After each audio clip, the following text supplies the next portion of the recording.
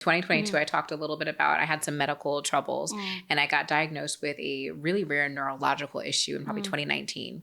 And it changed how I worked because I was literally in pain every single day. Yeah. And I remember battling with myself. I'm like, should I be disclosing? They had a self-ID project happening at work where they wanted folks to disclose like all things about their identity. And I remember they were just kind of doing some like statistics, like to see without the organization. And I was like, should I be putting this down? And I remember like really battling with like, what happens if I identify with having a disability and need services? Like what does it say about who I am? What does it say about my work?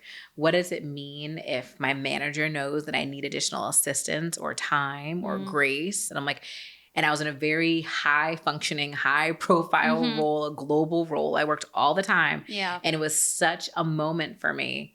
And like, do I write this down?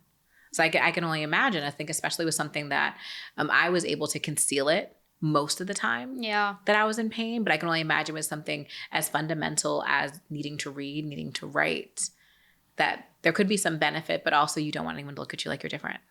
You also just described masking entirely. And that is what a lot of my clients struggle with, and what I talk to people about all the time is I think especially women in the workplace feel like they have to present a certain way and they can't show any signs of weaknesses in any way possible. Yep. And if you are giving them even the inch that something is different or wrong or that you can't handle it, that you're not good at your job. And this is where I find so many of the women that I work with, so many people that I work with, because they just don't want to take that on. So they take on more. So they are in this role of... Because that makes sense, right? Of course. Right, exactly. They take on more even though they can do less, but they are just trying so hard to prove what they can do to make up for what they can't. And that is so hard. I can even describe the job that I had before COVID. That was exactly what I was doing. I was taking on 10 times more. This was a role that was meant for 10 people. And I was struggling at every point of this job because I just wanted to make sure that at the top that everybody knew Alex made this happen. But you do it at the price of you. Yes. By not saying what you need. And whether you disclose or not is entirely up to you. Again, I know people who disclose and people who don't.